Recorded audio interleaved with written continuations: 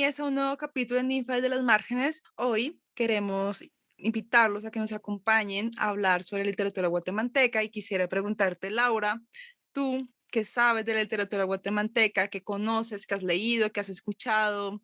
Hola, Vanessa, y a todos los quienes nos escuchan. ¿Qué sé de literatura guatemalteca? Sé que hay una mujer que se llama Rigoberta Menchú, que escribió un testimonio, aunque eso pues genera muchos debates en muchos espacios, pero pues escribió un testimonio relacionado al conflicto armado de Guatemala. Y pues bueno, hizo muchas cosas más, ganó el Premio Nobel de Paz y ya. Ah, bueno, y Miguel Ángel Asturias, pues que pues hay un premio de literatura muy famoso que es pues a nombre de este escritor y Popol Vuh, pues pensando como en temas de literatura maya.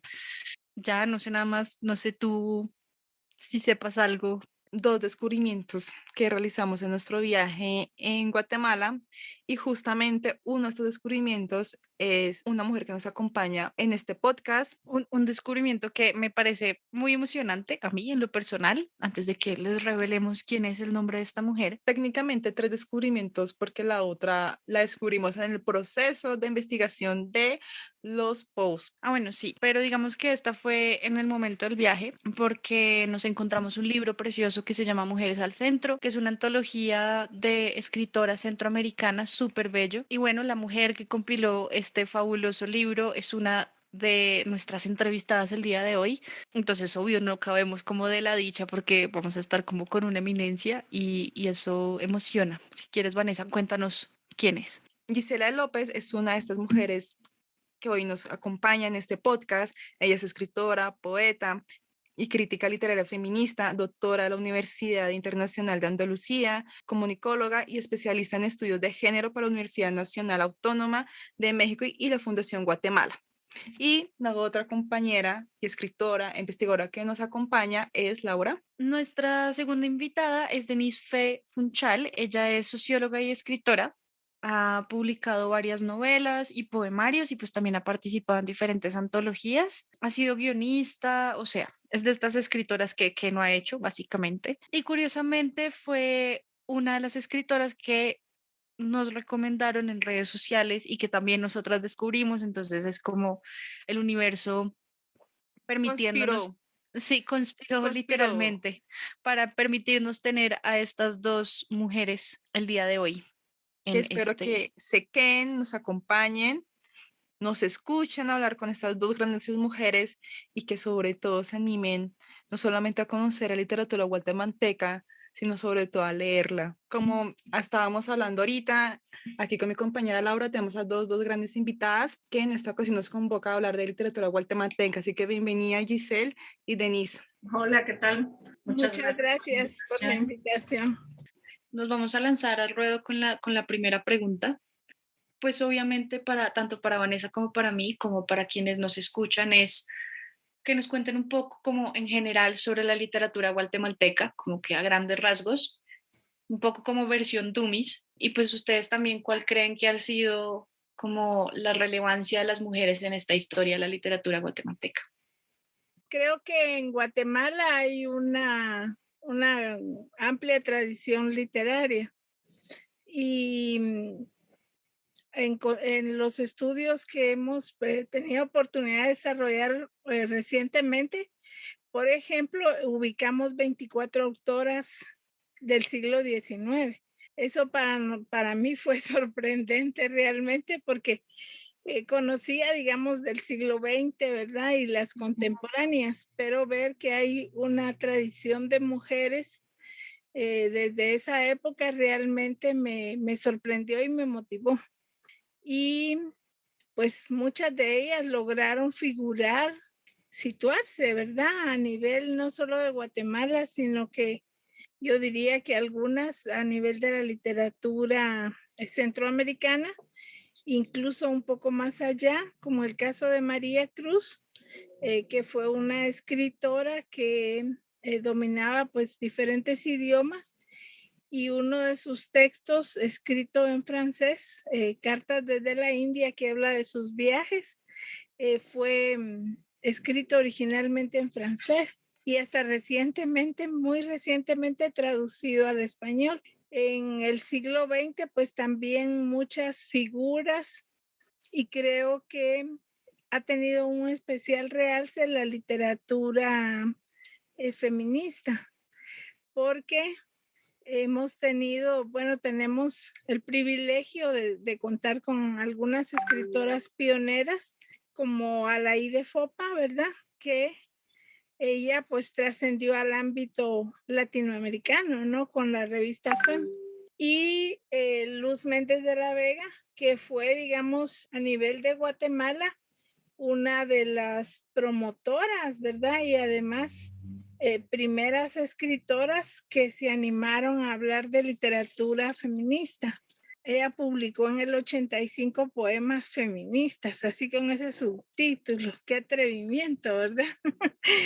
Y bueno, ese es como un panorama así rapidito. Y bueno, ya en el siglo XXI, ya pues yo no estaba en Guatemala, regreso a Guatemala en el año 2000 y hemos tenido oportunidad también de desarrollar un movimiento que surge con la colectiva de Mujeres en las Artes, 5 escritoras que empezamos a trabajar, a hacer literatura de mujeres, aún en contextos mixtos.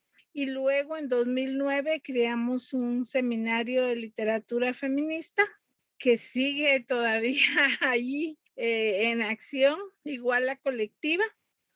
Y creo que son pues espacios que han permitido promover y que han dado resultados ya a nivel regional, como el que ustedes conocen, ¿verdad? De Mujeres al Centro, ya enlazándonos con otros colectivos. Yo agregaría que la literatura guatemalteca, al igual que en muchos otros espacios o en muchos otros países, ha estado dominada por hombres, si no es que las mujeres no hayan escrito. Yo justamente estoy ahorita, a partir de una conferencia que me pidieron en este año, sobre mujeres escritoras, ¿no? Entonces comencé a hacer un catálogo de mujeres y ya llevo aproximadamente 350 entre siglo XIX y siglo XX, XXI, las que están más actuales, y la lista sigue creciendo. Ahora que ustedes me enviaron estas,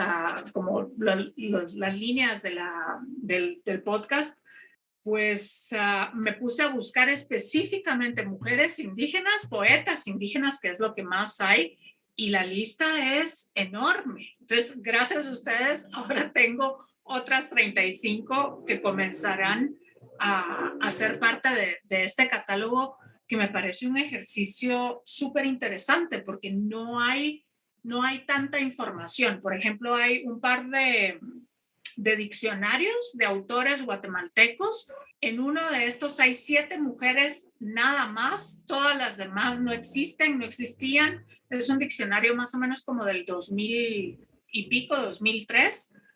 Muchísimas de estas que son súper importantes no existían. Y hay un diccionario un poco más reciente en la que hay 27 mujeres, nada más. Entonces, estamos pues al final de cuentas desaparecidas, ¿verdad? Y sí se puede ver a lo largo de la historia cómo pues las mujeres se han ido como liberando a lo largo de la historia de la literatura, ¿no? Porque tenemos autoras como Vicenta Laparra, que es muy moralista, muy cuadrada, muy enfocada en los valores cristianos, etcétera. Y luego tenemos a la Pepita García Granados, que es una bomba extraordinaria, maravillosa, irreverente, política, o sea, tienes un poema donde dice que 2 tetas jalan más que 1000 carretas, ¿no? O sea, solo eso, y es una autora del siglo XIX.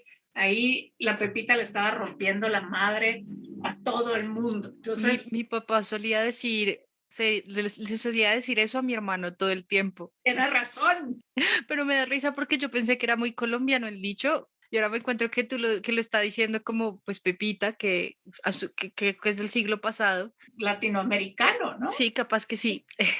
Donde le digan tetas, ahí jala más que 1000 carretas.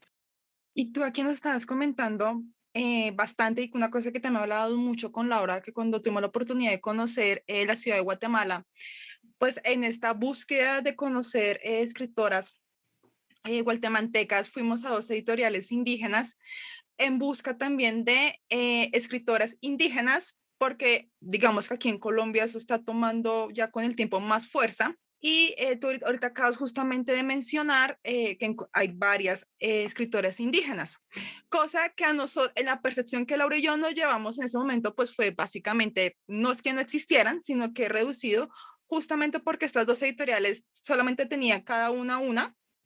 Y eso me lleva pues a la siguiente pregunta, y es, ¿cuál es la relevancia de la literatura indígena en el país? A ver, hay que tomar en cuenta que Guatemala tiene un contexto altísimamente desigual, ¿verdad? Que yo creo que es el caso de América Latina y de los países que fuimos colonizados.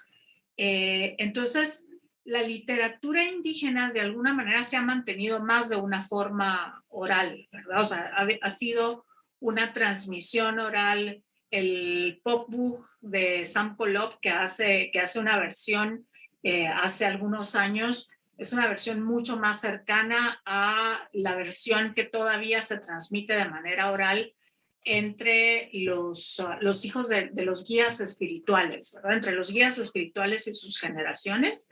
Y luego, igual que creo que el resto de América Latina, vamos a tener una literatura indigenista a principios del siglo XX, y probablemente Miguel Ángel Asturias va a proponer una visión distinta, una visión donde hay como un enaltecimiento de lo indígena, al mismo tiempo una denuncia de la parte, digamos, como de toda la cuestión social y económica, etcétera, versus otros autores como Monteforte Toledo, que propone más bien una mezcla y hacia una ladinización, ¿verdad? Como una suerte de mestizaje como salida al problema del indio.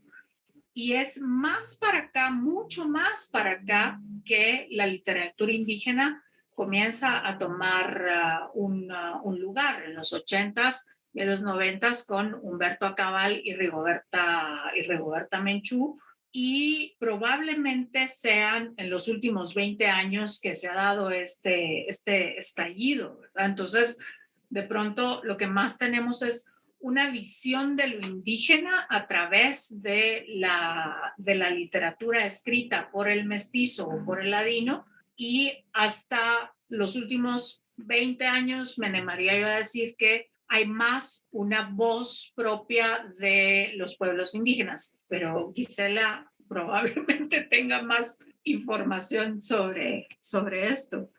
Yo quisiera hacer digamos que alguna pequeña diferencia antes de responder esa pregunta. Hay un trabajo que hemos estado haciendo desde el año 2000, tal vez un poquito más atrás. Yo me sumé en el 2000 en una red de investigadoras, también investigadores, sobre la historia de la literatura escrita por mujeres en Centroamérica. Entonces hemos tenido varios coloquios y recientemente se publicó, pues como fue en épocas de pandemia, no se le pudo dar mucho realce, pero ya publicamos una primera historia de la literatura escrita por mujeres en Centroamérica. Y también hay 2 diccionarios. Hay un diccionario bibliográfico de narradoras centroamericanas Sí. y un diccionario de ensayistas centroamericanas, que son específicamente pues siguiendo esta línea. O sea que este grupo de personas que integramos esta red de investigación hemos venido, digamos, como haciendo una labor de hormiguitas, ¿verdad? En cada país, y en estos coloquios es donde se han compartido pues todos los avances y los hallazgos. Todo este trabajo ha sido liderado por la doctora Consuelo Mesa Márquez. Ella es investigadora de la Universidad Autónoma de Aguascalientes y ahí es donde se han conseguido pues los subsidios para hacer todos estos estudios, que tal vez por eso también no tienen gran difusión en Guatemala, pero ahora ya están en redes, entonces son de libre acceso y se pueden descargar, ¿verdad? Yo con gusto comparto después las ubicaciones, por ejemplo, de esta historia de la literatura escrita por mujeres en Centroamérica. Y hay un texto que se publica también de manera colectiva dentro de la red, que es Mujeres en las literaturas indígenas y afrodescendientes de América Central. Entonces, aquí se suman trabajos y estudios de cada uno de los países. Por ejemplo, de Nicaragua hay un hermoso trabajo sobre la literatura de las mujeres, digamos, de toda la costa, no solo de Nicaragua, sino que desde Guatemala. En esa zona costera, digamos, todo el litoral, hay en el Atlántico, están la presencia de mucha población garífuna y también afrodescendiente. Entonces, pues se han documentado tanto los trabajos de estas autoras que escriben incluso en sus propios idiomas, como en Guatemala sí hay varias escritoras que han venido desarrollando un trabajo, a veces únicamente en español, en otros casos sí con traducción a idiomas originarios, pero creo que sí estamos todavía lejos de poder hablar ya en el ámbito de la literatura indígena, como bien dice Denise, ¿verdad? No hay todavía estudios sistemáticos. Sí hay muchas como intenciones de reunirse, se han dado encuentros, se han dado congresos de literatura indígena y han asistido autoras y autores de diferentes comunidades mayas, ¿verdad? Pero digamos que no se le ha dado mucha relevancia, incluso es hasta en los años 80 y a finales de los 80 que se empieza a darle pues voz, ¿verdad? A darle voz o a nombrar, tan siquiera primero a nombrar. Es, digamos, terrible, ¿verdad? Por el racismo que devela, que siendo un país mayoritariamente indígena, no se daba ese reconocimiento a esta literatura indígena y algunos textos, digamos, que son como conservados, como el Rabinal Achí, hay como joyas, ¿verdad?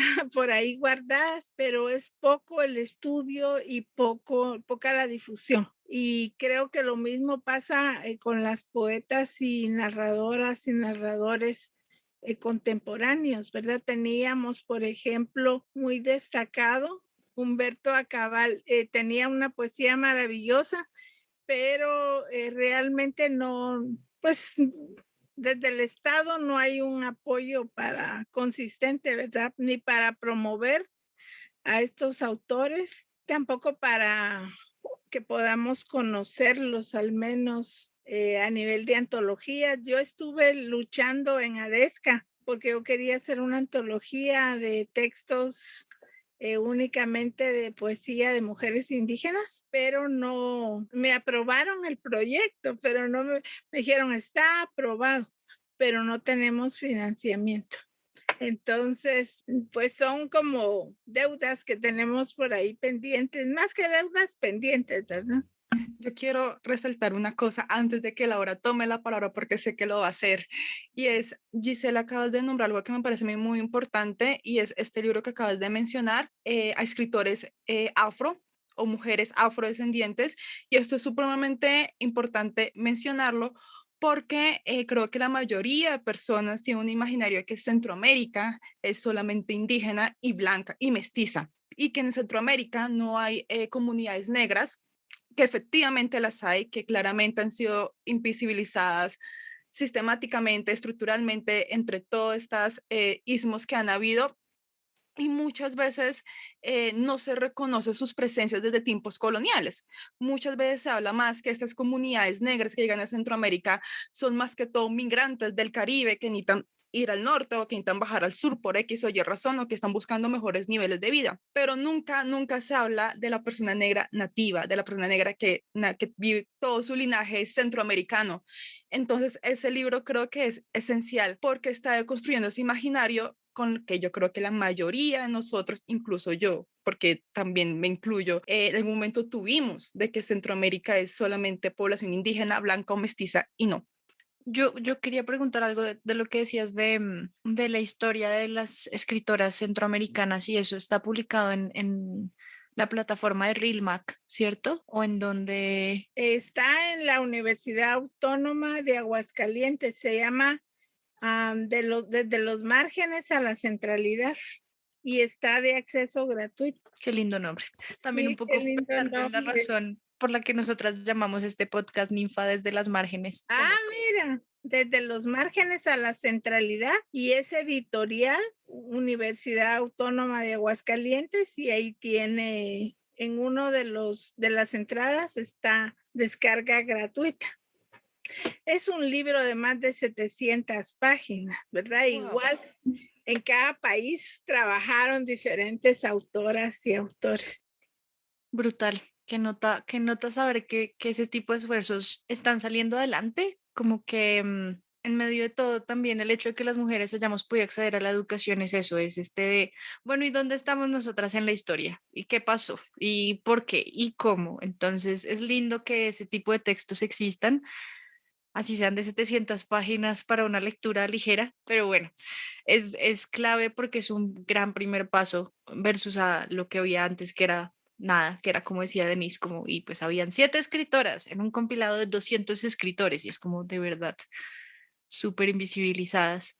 Pero continuando un poco como con lo que veníamos hablando un poco como de la literatura indígena, pues ahí, pues según Wikipedia, de nuevo, vimos que habían 23 lenguas indígenas en Guatemala y pues nos surgió un poco la duda de si eso ha afectado la voz de la literatura nacional o si hay textos bilingües o si ha habido corrientes literarias que han explorado esas lenguas con el español o entre las mismas lenguas o pues si saben un poco cómo qué ha pasado con eso en la historia de la literatura. Pues hay algunas, pero son pocas las ediciones bilingües, ¿verdad? Tenemos que tomar en cuenta también que los idiomas indígenas todavía, digamos, se está en un proceso de construcción de la gramática y de la ortografía. O sea, hay una Academia de Lenguas Mayas que más o menos trata de normar eso, pero pasa igual que con el español, ¿no? Que al final de cuentas tenés una variedad enorme de modismos y de formas de hablar. Pero también el campo editorial, porque no se puede hablar de una industria editorial en Guatemala, sino de un campo editorial, es reducido. Y esto tiene, por un lado, que ver con el nivel de educación. O sea, estamos muy mal, si bien se supone que el analfabetismo está ya ha ido reduciendo a lo largo de los años. Piensen que para las personas, para los pueblos indígenas, la educación, su educación primaria, si tienen suerte, van a poder estudiar en una primaria bilingüe intercultural hasta tercer grado de primaria. Y en muchísimos casos hay una imposición del español, ¿no? Entonces, esto limita el desarrollo de los idiomas indígenas, limita el desarrollo de una literatura en idiomas indígenas porque se desincentiva. O sea, de hecho, hay muchísimas mujeres y familias indígenas que optan por ya no enseñar su idioma a sus hijos porque el idioma es un factor de discriminación. Y esto se va a traducir en otras cosas, como quitarte el apellido indígena, como no hablarlo, no producir. Y es hasta tal vez esto, ¿no? Los últimos 15, 20 años que hay algunas poetas que ya están, digamos, como más preparadas, más atravesadas por cuestiones políticas de reivindicación, que entonces van a comenzar también a escribir en sus idiomas. El problema es la publicación. Entonces, generalmente, tenés un concurso en idiomas de los pueblos originarios o idiomas nacionales, porque también está el garífuna, ¿no? Que es el idioma que habla la población afrodescendiente. Y siempre tenés la obligación de enviar una traducción literaria de los textos. Pero esto está, o sea, es como el perro que se persigue la cola, ¿verdad? Está la cuestión de que también los jurados muchas veces no van a conocer el idioma. Es eso, es el perro que se persigue la cola, ¿verdad? Acá hay una cosa que quiero mencionar que Denise me hizo acordar, y es tanta la exclusión que viven las comunidades indígenas dentro de la enseñanza, porque sí la viven, y aparte también de esta imposición del español, que me acordaste que en México hace unos meses un niño indígena de 14 años fue asesinado por sus propios compañeros porque era indígena literalmente, porque no tenía como, o sea, este choque cultural entre lo español y lo indígena todavía sigue persistiendo, que no es tan visible aparentemente, porque se esconde muy sutilmente, pero existen y se vive mucho más. Bueno, en Colombia claramente también lo hay, solamente que quizás no lo vemos, pero creo que en Centroamérica esto ya se está como subiendo un poco más a flote, básicamente. A mí me gustaría mencionar 2 estudios que se hicieron recientemente desde la Universidad de San Carlos. Uno de ellos es precisamente sobre la discriminación que viven las mujeres por el uso del traje indígena. Y es así, digamos que ya en ámbitos de educación superior, ¿verdad? Incluso de posgrados.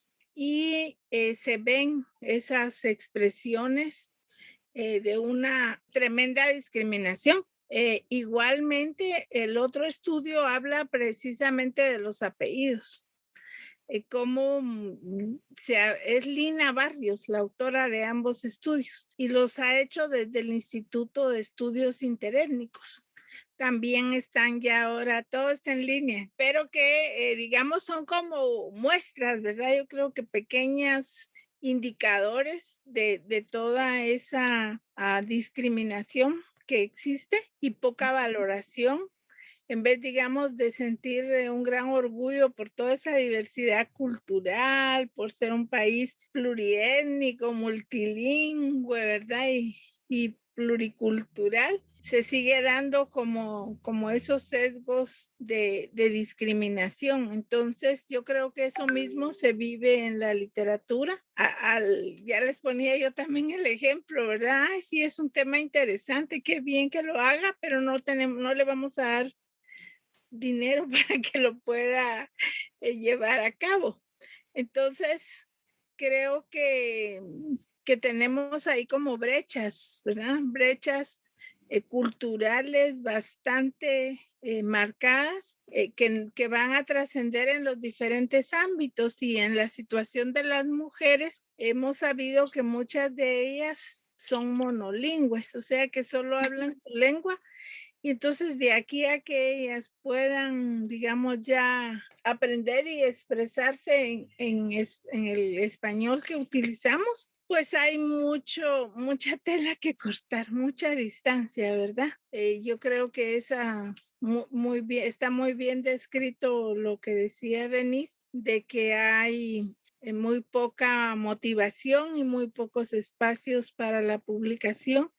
Y desde los estudios también son recientes los estudios, ya para preocuparnos y ver qué pasa más allá. Sí, es que eso es todo un tema, como una búsqueda de balance y recursos entre querer investigar cosas que estén fuera del canon sacarlas a la luz, cuestionar un montón de asuntos que también al final del día nos cuestionan como personas, o sea, incluso como gobiernos, instituciones, prácticas sociales, pero que se complejiza un montón cuando es como, pues, hey, súper chévere, pero de pronto ahorita lo que el gobierno está buscando son otras cosas, o la institución que va a dar los recursos. Entonces es como, cómo vender esa idea, pero que suene un poco más suave de lo que las verdaderas intenciones que se tienen están ahí, ¿no? Para que Como no suene contracorriente. exacto, cómo hacer que no suene tan sacado de lo que están esperando, pues, las personas, digamos, que manejan esos recursos o que tienen el poder de decisión de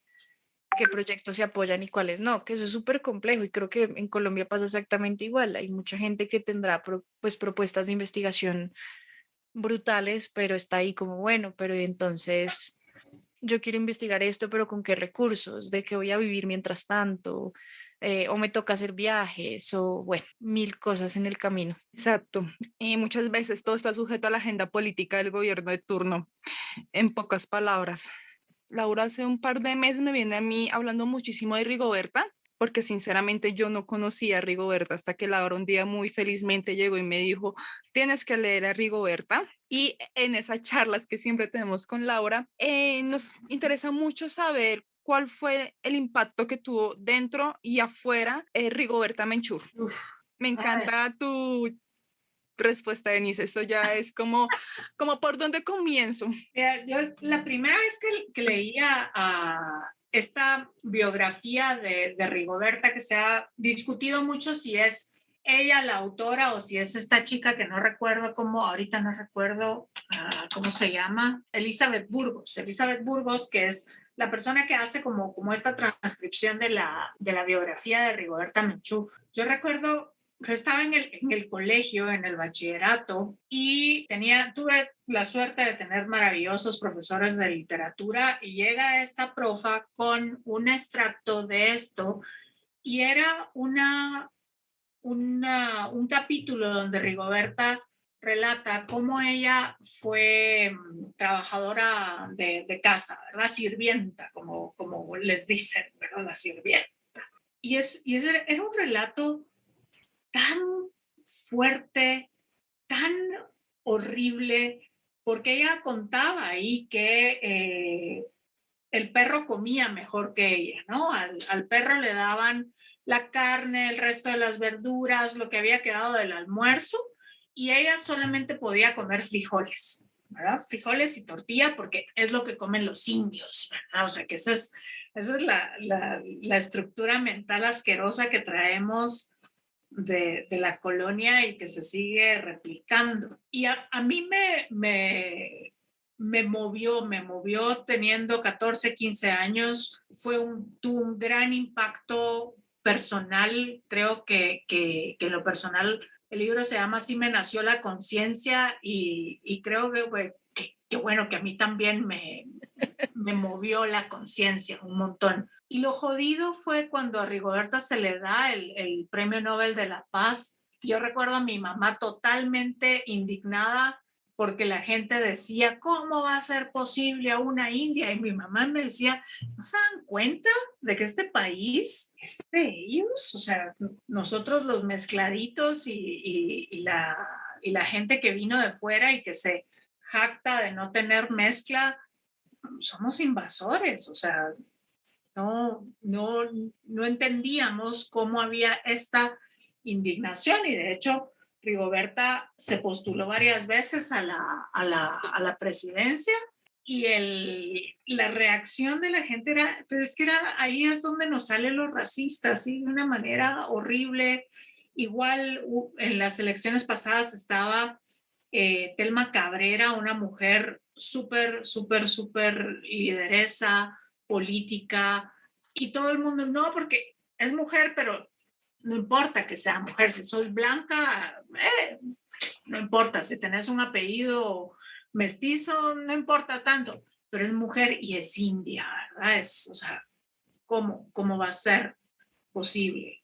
Pero yo creo que a la larga, viéndolo a tantos años, híjole, Rigoberto es una figura esencial, es una figura icónica para las mujeres en general y especialmente para las mujeres indígenas. Yo quisiera hacer más bien una remembranza, digamos, en relación a las primeras apariciones de Rigoberta. Fue en un programa que dirigía a la IDFOPA en México, La Voz de la Mujer, un programa que, por cierto, fue declarado recientemente por UNESCO como parte del patrimonio de la humanidad. Muy justo, porque fue el primer programa que era sobre las mujeres y que no nos hablaba de cocina ni de cómo quitarle las manchas a la ropa. Entonces, en ese programa, a la IDFOPA invitaba a escritoras, científicas, políticas, mujeres de todo el mundo y hablaba de la situación de las mujeres en diferentes países. Y en la década, bueno, ya en el año 1980, fue cuando Rigoberta viaja a México. Era una jovencita realmente, como de 18, 19 años. Y a la IDFOPA le dio una entrevista en el programa. Creo que ese es más bien como el punto, uno de los puntos de lanzamiento, ¿verdad? Porque pues tuvo este programa donde denuncia la situación que estaba viviendo la comunidad indígena a raíz de toda esta política represiva que imperaba, ¿verdad? Durante ese periodo. Y luego Alaide viene a Guatemala. Eso fue como a finales de año y Alaide vino ya en diciembre y es cuando es desaparecida Alaide. Yo creo que ese fue el último programa que grabó y luego ella viene a Guatemala y la desaparecen el 19 de diciembre de 1980 y hasta la fecha no se sabe nada de su paradero, ¿verdad? Y como ya lo había mencionado antes, es una mujer realmente paradigmática Alaide porque pues abrió estos espacios, ¿verdad? Para las mujeres donde concurrieron pues muchas, entre ellas la misma Rigoberta, y tanto en la radio como en la prensa, porque ahí surge la revista FEM, que también es histórica para todo el feminismo latinoamericano. Y bueno, en el ámbito de la literatura también dejó un vasto legado a la IDFOPA, que así como no se conoce mucho de la producción literaria indígena, los y las escritoras que fueron víctimas del conflicto también estuvieron censurados. Era una forma de muerte política, podría decirse, ¿verdad? Donde cuando yo en el año 2011 quise yo hacer un estudio sobre la IDFOPA, casi nadie sabía quién era, por lo menos en el ámbito académico. Entonces, se documenta esa situación que también, digamos, hay discriminación para las mujeres, para las personas indígenas y para las personas que piensan de diferente manera, ¿verdad? Y que pues estuvieron en el exilio, no se logra fácilmente que se reconozcan sus obras, sus logros, ¿verdad? Sus recorridos. Escuchándote, pues me genera una pregunta para ambas y es, ¿cómo se teje esta relación de literatura y memoria en Guatemala? Guatemala también vivió un conflicto armado muy complejo que dejó un sinnúmero de víctimas y también un sinnúmero de desaparecidos y también nuestro país ha pasado también por estos procesos. ¿Cómo es esta relación? Durante la guerra sí se escribía sobre la guerra. De pronto era un tanto más tímido. Tienen que pensar que muchos de los escritores salieron al exilio. Hay novelas que son icónicas como Los compañeros de El Bolo Flores, Marco Antonio Flores, que retratan muy bien lo que pasaba dentro de las filas de la guerrilla. Y luego tenemos, no sé, otras como El hombre de Montserrat de Dante Leano, que también que hablan un poco como del otro lado. Entonces, hay libros de cuentos, hay novelas alrededor de la guerra, y cuando se firman los acuerdos de paz en el 96, comienza a producirse digamos, como un rollo cultural que va a ser muy interesante en esta última parte de los 90s y los primeros años de los 2000s. ¿Por qué? Porque hay al mismo tiempo todo un rollo de cultura rock, un poco como dentro de la onda del grunge. Hay música, hay festivales de arte, hay poesía, y algunos de estos escritores todavía tocan el tema de la guerra, pero yo tengo la impresión como de que se firman los acuerdos de paz y ¡paf!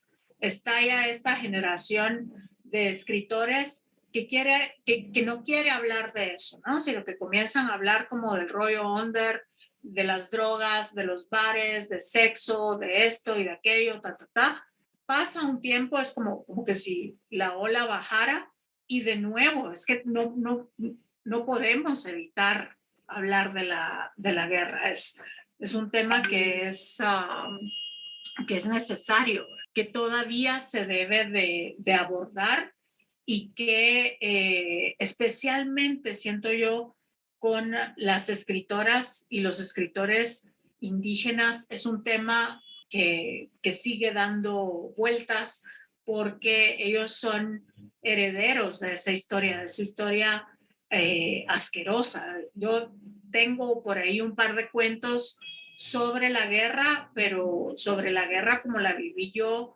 de niña, que vivía en el centro de la ciudad, muy cerca de donde estallaban algunas bombas, algunos desaparecidos que eran amigos de la familia, y como secretismo, ¿no? De lo que se hablaba así en voz baja para que nadie escuchara porque las paredes oyen, ¿verdad? Al final de cuentas. Entonces, la memoria sigue estando ahí y sigue siendo un tema.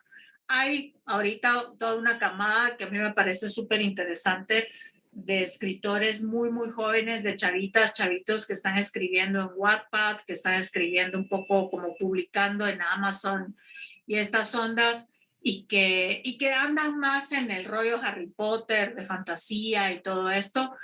Y yo digo, bueno, o sea, la primera novela que yo escribí, que afortunadamente nunca la publiqué, era una novela sobre vampiros, ¿verdad? Entonces, creo que es parte de la adolescencia.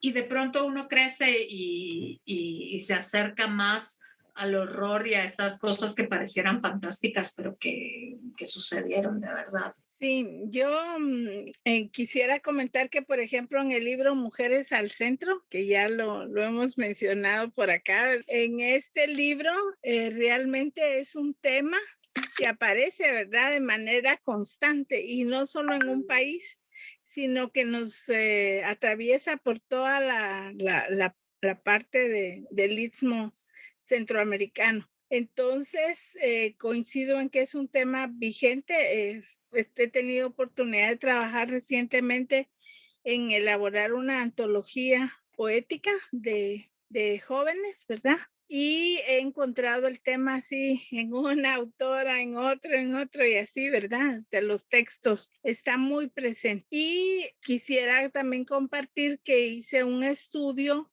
Me llamaba mucho la atención quiénes escribieron en el conflicto sobre el conflicto, ¿verdad?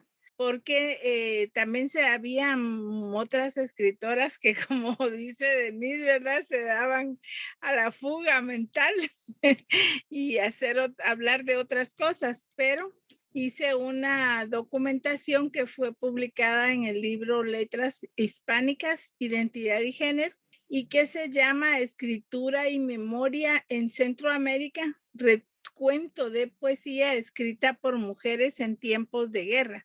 Me asombré porque encontré muchísimas autoras que tenían pues la valentía, ¿verdad?, de publicar sobre lo que estaba sucediendo, sobre lo que estaba viviendo. Y bueno, una de ellas fue Luz Méndez de la Vega. Luz Méndez de la Vega publicó un texto sobre todo el terror, ¿verdad? Y denunciaba. Incluso ahí le hace un poema, volviendo a la Idefopa, ¿verdad? Le dedica un poema. Varias escritoras le dedicaron poemas en ese periodo. Carmen Naranjo de Costa Rica también escribe un poema sobre el secuestro de Alaíde, porque pues es algo que no se podía ni creer, ¿verdad? Una intelectual que tenía años de estar viviendo en México y solo vino como de visita, ¿verdad?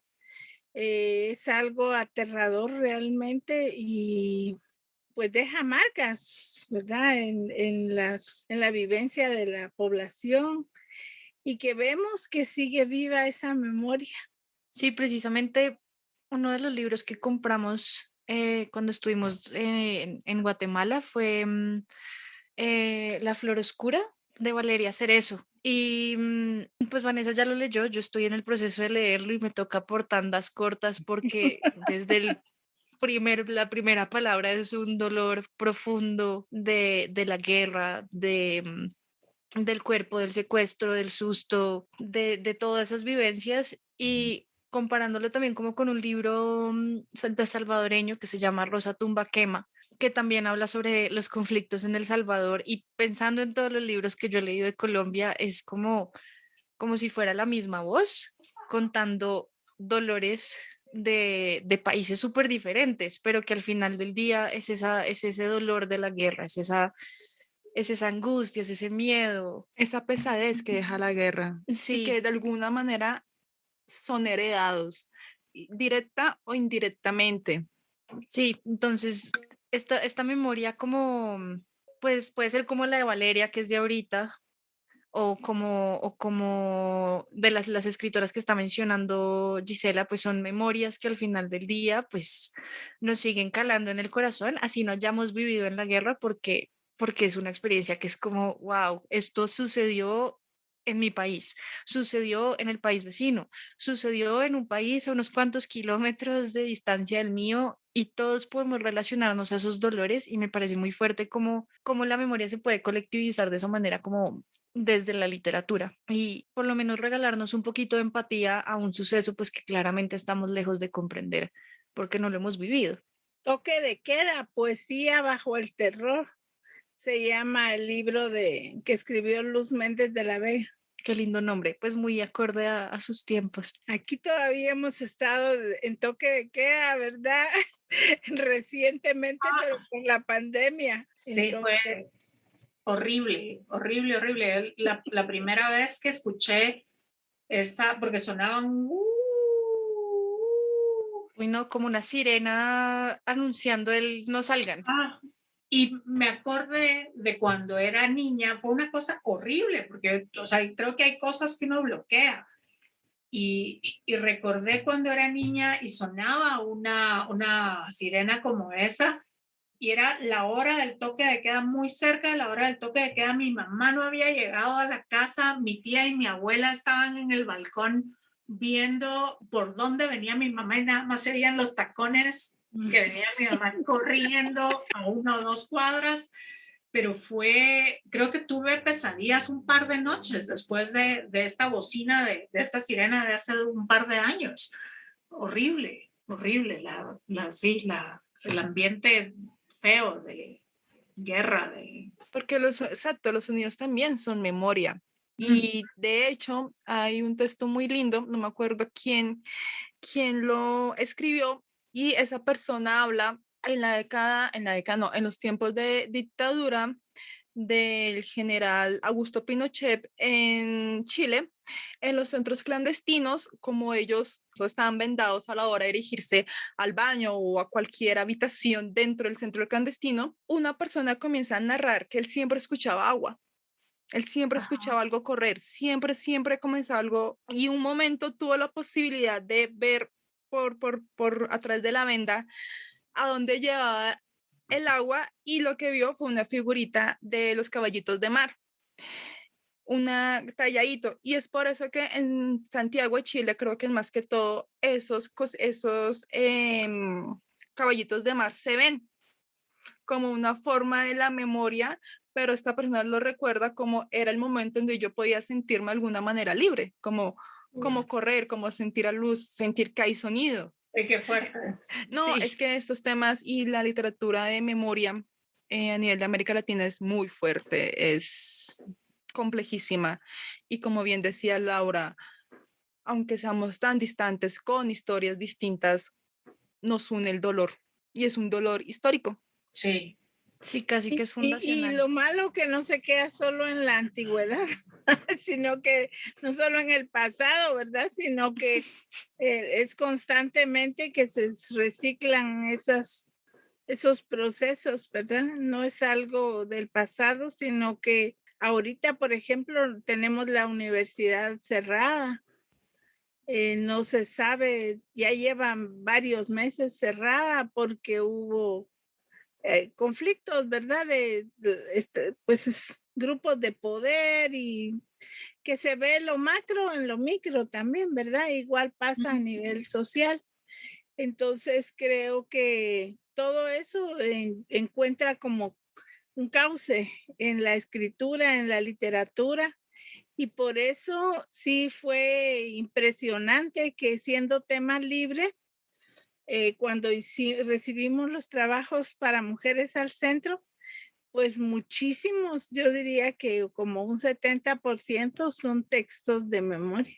Sí, yo estaba pensando en que la memoria es muy difícil como de trascender de ella porque seguimos destapando cajas de Pandora, ¿no? Entonces, solo un ejemplo muy reciente acá en Colombia, la Comisión de la Verdad sacó su informe final, pues de toda su investigación de la guerra en Colombia y pues ustedes obviamente se imaginarán el informe, lo doloroso y lo largo que es.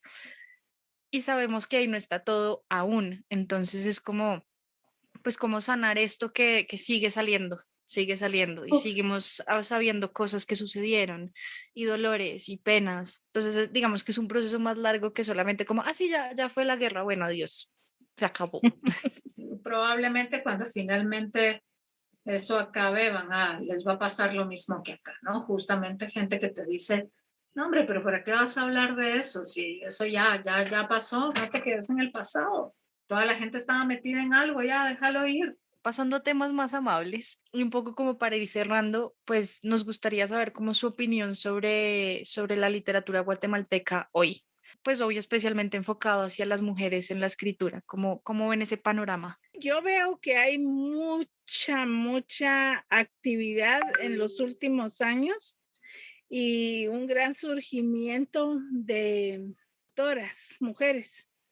Y también a nivel de los géneros, ahorita estamos estrenando un género que es la minificción. Entonces, ya aquí en el libro de Mujeres al Centro se observa que aunque teníamos como el espacio para utilizar 500 palabras, hay autoras que usaron 3 líneas, 2 líneas, o sea, ya va cobrando, desde hace rato ha venido cobrando una mayor fuerza la minificción.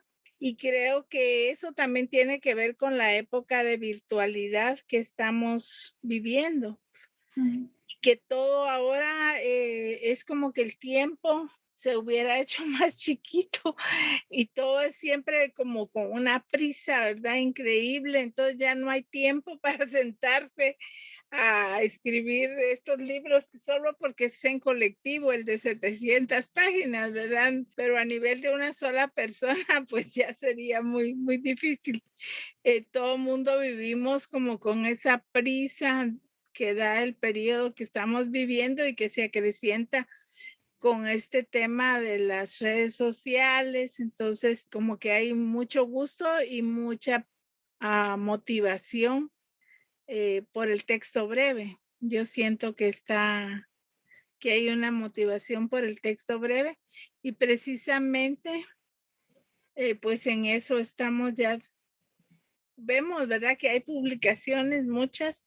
La semana pasada estuvimos presentando una colección de autoras y autores guatemaltecos en una colección de narrativa breve que pues tiene 22 autores por toda Centroamérica, pero de Guatemala 5. Y de estos 5 autores de Guatemala, 4 somos mujeres. Fue el país con más autoras publicadas. En El Salvador no hubo ni una sola mujer publicada. Me llamó muchísimo la atención porque aquí eran 10 y salieron 13 autoras. Todas querían estar en el libro, ¿verdad? Entonces, creo que se me hace muy, muy extraño. Y de Honduras hay 2 autoras y de Nicaragua una. Esta colección de narrativa breve tenía como límite 200 palabras, ¿verdad? Y ahorita, pues como les comentaba, ya estamos en otro proceso de otra antología que también va a ser en la línea de minificción. Entonces yo creo que sí es un género que en la literatura contemporánea está tomando auge, pero además las mujeres que siempre vivimos con doble jornada, triple jornada, pues es más fácil darnos la escapada para hacer un cuento breve. Yo diría, bueno, yo comencé a publicar en el 2005 y en ese momento cuando me publica FIG, era raro porque era un poco como esta cosa de, una mujer, ¿verdad? O sea, y incluso cuando saqué la primera novela, un escritor guatemalteco escribió una columna diciendo que a ver si no me pasaba lo mismo que le pasa a las novelistas guatemaltecas, que es que solamente sacan una novela. Y esto es un poco un mito, porque justamente una de las cosas que pasan es que lo que pasa es que se invisibiliza, ¿verdad? O sea, las redes sociales igual y sí te permiten visibilizar un poco más todos los esfuerzos que se hacen y hay muchas más mujeres escribiendo. Justamente ahorita FIG, que es la casa que me ha publicado, que es el que más me ha publicado, tiene un concurso de novela escrita por mujeres. Y yo le preguntaba a Raúl Figueroa cuántas le habían entrado, ¿verdad? Cuántas novelas habían entrado. Y me contó que aproximadamente, ahí, cuando lo vi todavía no se había cerrado, iban 49. Yo soy tallerista y una de las cosas que me ha pasado en los últimos años es que no tengo humor para lidiar con hombres, así de verdad, cada vez tengo menos humor para lidiar con hombres en contextos creativos donde a ti te toca decirles, mira, esto, aquí se te está cayendo la historia, ¿no? Tu personaje no puede hacer esto, eso no es poco creíble, esto hay que arreglarlo, mira la puntuación, bla, bla, bla. Y entonces me he dedicado los últimos años a hacer talleres exclusivamente para mujeres y es una cosa maravillosa. El año pasado, este año por el trabajo no he tenido chance de retomar y reiniciar los talleres, pero el año pasado terminé el año con 8 mujeres que estaban escribiendo novela y que sí, como dice Gisela, es un poco robarle el tiempo a la familia y a los estudios y al trabajo y a todo, ¿no? Como se va construyendo, pero creo que hay un buen panorama en general de producción y que hay cosas muy interesantes que se están produciendo tanto hombres como mujeres, ¿verdad? Y función de las mujeres, pues sí, lo hermoso de esto es que cada vez tienen menos pena, porque yo todavía tal vez tengo unos 10 años de hacer talleres y todavía hace unos 10 años me encontraba con mujeres jóvenes que me decían, es que no sé si quiero publicar esto porque mi familia, ¿qué van a decir? ¿Qué van a pensar? Hicimos una antología de cuento erótico con Raúl Figueroa en FIG y la primera ronda fue escribirle a la Mara, a las mujeres que son escritoras publicadas, no voy a decir nombres porque tampoco, ¿verdad? Pero algunas de estas fue, ay, no, yo no escribo de eso, ¿qué van a pensar de mí? Yo así, Chula, tenés 30 años, pues ya, o sea, ¿qué diablos importa lo que piensa de vos el cagado del novio o la familia o lo que sea? Y lo triste fue, o sea, lo triste y al mismo tiempo lo interesante fue que tuvimos que hacer una convocatoria abierta porque algunas de estas escritoras no quisieron participar. Entonces se hizo una convocatoria abierta y se sacó un libro, la verdad que muy, muy bonito y muy interesante en el sentido de que se pueden ver, digamos, como todos los tonos de erotismo y de sensualidad que pueden convertirse en cuentos, ¿verdad? Entonces, yo creo que lo que nos hace falta es plata para las editoriales. Eso es lo que nos hace falta. Y lectores, ¿verdad? Bueno, qué alegría que haya producción. Ya, supongo que poco a poco iremos logrando conseguir más lectores y eventualmente el mundo comercial de las editoriales tenga más dinero porque tiene más ventas. Y bueno, es como el sueño, ¿no? Y ya por último, para cerrar así, nos gustaría mucho que nos compartieran algún fragmento de algún cuento, alguna novela, no sé, Poema. lo que gusten, de demasiado, o que amen. Obviamente se vale un texto propio, si quieren compartir algo que ustedes hayan escrito o si están como no, definitivamente ustedes tienen que conocer a esta autora, también se vale. Yo pensé en dos personas, De en una. Isabel de Los Ángeles Ruano, que es una poeta, pero es que de verdad, yo leo a Isabel y se me enchina el cuero y tiene este poema que de alguna manera cuando yo me siento de bajón o siento que necesito ese último empujoncito para ponerme a llorar como que si fuera bebé recién nacido, regreso a este poema. Es un poema que se llama Los del Viento y dice así: nosotros, los del viento, los que llevamos versos incrustados al centro del timón de nuestra sangre, nosotros, los portadores de enredaderas turbias, nacidas en lo incierto de la raza, sí, los que llevamos el destino broquelado más allá del color de nuestro sexo, más allá de las voces de la herencia, más allá del dolor de nuestro grito. Sí, iremos cantando, cantando como si germinaran las palabras y no fuera prestado nuestro aliento, como si en verdad la luz nos recubriera y no tocara la muerte a nuestra puerta. Desde el corazón al alma nos vemos royendo nuestras propias ansias, nosotros, los seres de la tarde aniquilada, los del perdido otoño, los del viento, los que llevamos nuestra vida más atada a los cielos que a la tierra y que vamos cantando desde siempre, cantando. Yo amo a Isabel, me parece probablemente la poeta más importante del siglo XX. Guate es una mujer maravillosa, un personaje de novela,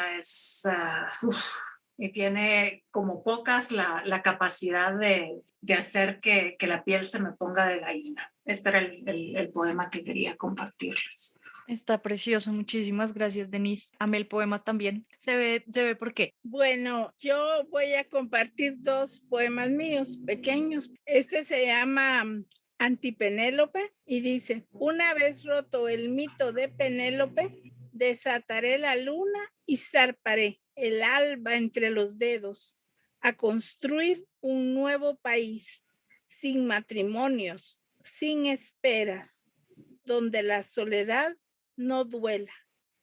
He cambiado la espera por búsqueda de mar. Amén. Sí a todo.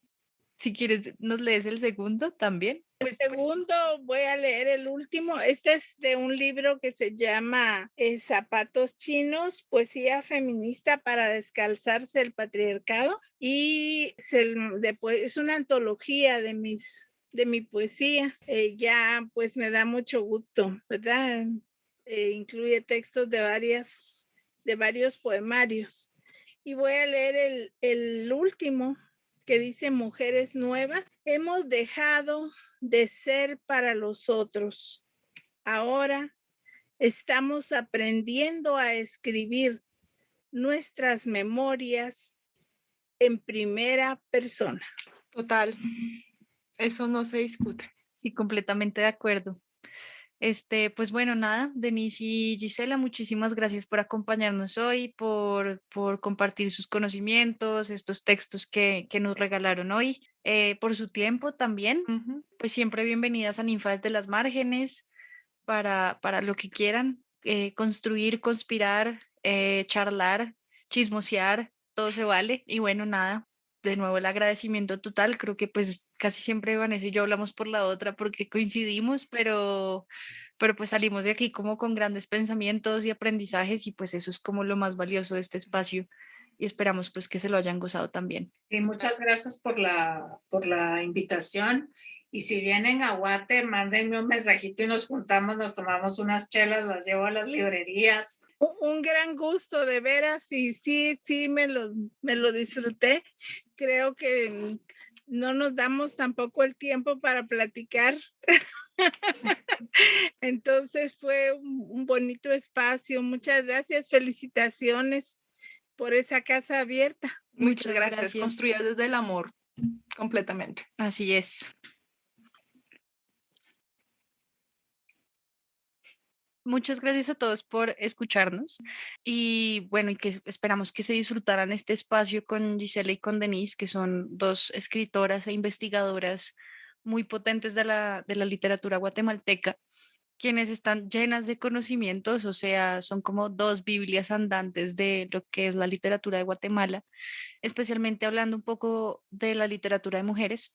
Y bueno, por aquí viajamos y navegamos por un montón de temas que obviamente son transversales a Latinoamérica en alguna medida, pero pues que en este caso la literatura guatemalteca fue como un abrebocas, tanto para nosotras y esperamos que para ustedes también, de este vasto mundo literario que tiene este país. Comparto las palabras de mi compañera Laura. Sin duda, dos mujeres con un conocimiento increíble de la literatura que se escribe en su país, con quienes también hablamos de muchos temas, pero que me parece muy importante en lo personal. Me gustaría resaltar dos cosas muy puntuales de esta conversación y por un lado es hablar de esta relación de literatura-memoria, dado que seguramente muchos o muchas de ustedes tendrán un desconocimiento, ¿no? Frente a que Guatemala también pasó por un conflicto armado muy complejo, que son heridas que compartimos a nivel latinoamericano y que también hace parte de la escritura de la literatura guatemalteca. Y por otra parte, también quiero señalar, entre todos estos temas que hablamos, el de construir este imaginario que tenemos de que Centroamérica es solamente población indígena, población blanca o mestiza, que realmente no es así, sino que también hay una población afro que no surge necesariamente por procesos de migraciones contemporáneas, sino que también tiene una historia anclada a los tiempos de la colonización. Así que sin duda son temas que rescatan muy bien Denise y Gisela en sus investigaciones y que invitamos a que lean, a que conozcan, a que se incentiven a conocer el trabajo de estas dos mujeres, no solamente a nivel literario, sino también académico, que sin duda nos ayudará a navegar por no solamente Guatemala, sino por la literatura centroamericana, que sin duda somos ajenas, aunque no tanto como al principio de nuestro viaje en enero, pero ya hemos tenido nuestros pinitos. Les invitamos mucho a leer y a conocer esta literatura guatemalteca. Ahí pues obviamente pues en redes sociales ustedes tienen algunos nombres. Aquí charlando con Gisela y con Denise también salieron otros nuevos. Entonces es básicamente como todo este año, tanto para nosotras como esperamos que para ustedes también, una invitación a explorar con toda y sin miedo este vasto mundo de la literatura de las mujeres, en este caso la guatemalteca, pero pues con el tiempo muchas otras literaturas, digamos, de diferentes países, voces, etnias, idiomas, cosmovisiones, religiones y demás. Y antes de despedirnos, queremos dejarle, como siempre, a ustedes una pregunta. Una pregunta, bueno, hay una pregunta que me queda a mí de lo que dijo Gisela al final. Y yo sé que esto es un poco salido como de lo que es la literatura guatemalteca per se, pero me parecería chévere como que la exploráramos un poco y es este tema de cómo ven ustedes surgimiento un poco de un género de microficción, cómo lo ven en sus países, cómo lo ven en redes sociales. Sé que he salido de Guatemala, pero creo que es algo que está interesante pensarse y explorarse porque pues es un fenómeno que realmente sí es nuevo y que creo que nosotras no nos habíamos pillado hasta ahora y está bueno que ustedes también se lo piensen y pues nada, nos gustaría saber cómo qué saben del tema sobre todo este asunto nuevo de la microficción. Y como ya saben, nos pueden enviar su respuesta, ya sea por nuestro Instagram o en los comentarios de nuestros posts. Y bueno, cuña Para final muy breves. publicitaria, como siempre. Recuerden seguirnos en la Ninfa Eco, Raya al Piso OK, Ninfa desde las márgenes, Laura Jaramillo Art y la Litera de Amaranta. Ahí estamos siempre publicando un montón de contenido diferente sobre literatura, sobre cine, sobre arte y les esperamos en un próximo episodio donde estaremos ya charlando con una escritora guatemalteca y su obra que les va a gustar. Que la van a amar como Laura y yo ya la hemos amado. Así que sin más, nos vemos en nuestro próximo episodio. Chaito.